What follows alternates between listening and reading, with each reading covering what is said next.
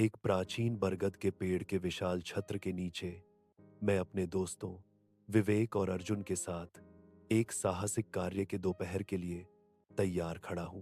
बरगद के विशाल पेड़ की शाखाएं स्वागत करने वाली भुजाओं की तरह फैली हुई हैं, जो अंतहीन मजा का वादा करती हैं। हम अपनी चढ़ाई शुरू करते हैं।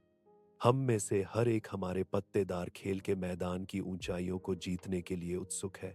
ऊंची शाखाओं के बीच हम बेतहाशा झूलते हैं। हवा हमारे बालों से गुजरती है। गांव में हंसी गूंजती है क्योंकि हम खेलते हैं।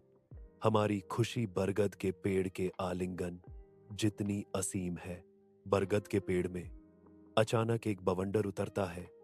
आसमान भयावह रूप से गहरा हो रहा है। धूल और पत्तियां एक उन्मत्त नृत्य में फूट पड़ती हैं, जो दुनिया को एक अराजक भंवर में अस्पष्ट कर देती हैं।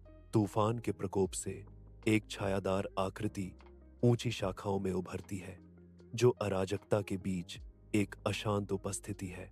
एक काले आदमी, जिसके बाल बेतरतीब ढंग से बिखरे हुए हैं, तूफानी आकाश के खिलाफ सिलहूट में खड़ा है।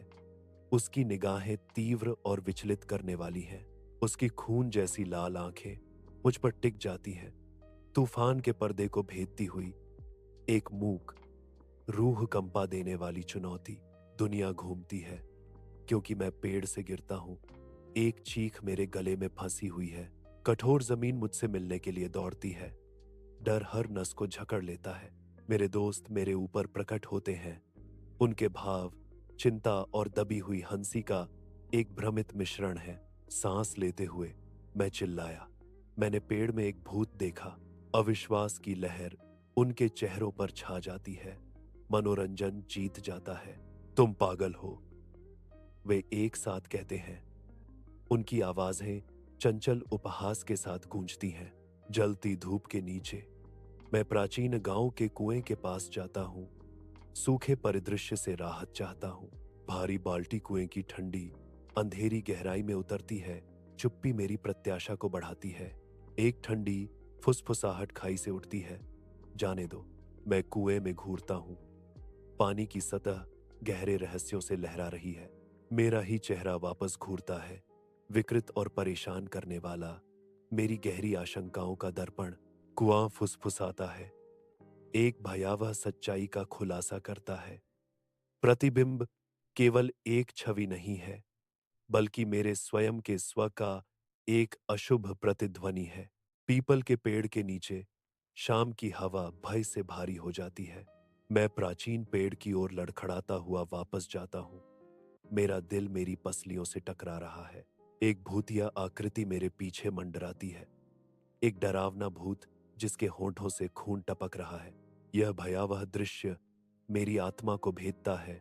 शुद्ध आतंक का एक दृश्य। अंधेरा मुझे अभिभूत करता है, क्योंकि डर अपनी बर्फीली पकड़ लेता है। मैं पीपल के पेड़ के नीचे मौजूद भयानक उपस्थिति के आगे झुकते हुए खाई में गिर जाता हूं। मैं प्राचीन बरगद के पेड़ के नीचे जागता हूं, जिसकी विशाल चंदवा शाम के उतरते ही लंबी डरावनी छायाएं डालती है। परिचित चेहरे मुझे घेरे हुए हैं। उनका चंचल निमंत्रण शांत हवा में लटका हुआ है। चलो ऊपर चलते हैं। मेरे होठों से एक दृढ़ इनकार निकलता है। उनकी गुजारिश के खिलाफ एक दृढ़ सीमा। मैं इनकार करता हूं, अडिग। मेरे दोस्त करीब आते हैं। उनका आग्रह संध्या में गूंजता है, हम ना नहीं मानेंगे।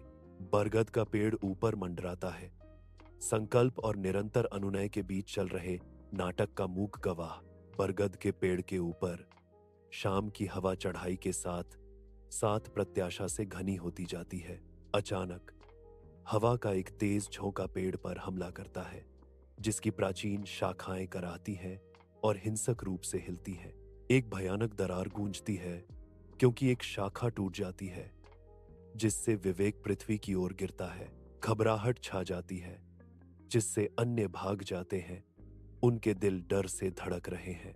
उन्होंने पीछे मुड़कर देखने की हिम्मत की और उनका खून जम गया, क्योंकि विवेक धीरे धीरे उठता है। उसकी आंखें लाल हो जाती हैं। एक भयानक मुस्कान उसके चेहरे पर फैल जाती है, जो दुर्भावना का एक भद्दा मुखौटा है। धुंधले प्रकाश वाले बाबा के घर के अंदर गांव के बाबा झाड़ फूंक शुरू करते हैं। उनका चेहरा दृढ़ संकल्प से गंभीर है। विवेक झटके खाता है। उसकी आवाज विकृत और अप्राकृतिक है, जो आत्मा के अधिकार का एक भयावह प्रमाण है। बाबा हवा में राख फेंकते हैं। हर दाना बढ़ती हुई अंधेरे के खिलाफ एक छोटी सी चिंगारी है। मंत्रों का जाप करते हैं जो कमरे में गूंजते हैं। तुम कौन हो? इस बच्चे को छोड़ दो। बाबा ने कमान संभाली। उसकी आवाज गूंज रही थी, अदृश्य इकाई को चुनौती दे रही थी। विवेक के प्रेतवाधित रूप से एक ठंडा जवाब, मैं उस पीपल के पेड़ का निवासी हूं। ये बच्चे मुझे दिन में सोने नहीं देते थे। अडिग। बाबा हाथ उठाते हैं। उनकी आवाज दृढ़ और संकल्पित है। अब जाओ, यह बच्चों की जगह है। हवा का एक अचानक झोंका गांव से गुजरता है और भूतिया आकृति रात में गायब हो जाती है। विवेक प्राचीन बरगद के पेड़ के नीचे गिर जाता है, अंधेरे में डूब जाता है। उसकी आंखें फड़फड़ाकर खुलती हैं, जिससे उसके पूर्व स्वरूप की एक झलक दिखाई देती है, जो क्षण भर के लिए प्रेतवाधित उपस्थिति से मुक्त हो जाता है। शांत वातावरण में भी बरगद का पेड़ अशुभ रूप से सरसराहट करता है, मानो कोई अदृश्य दर्शक धैर्यपूर्वक प्रतीक्षा कर रहा हो।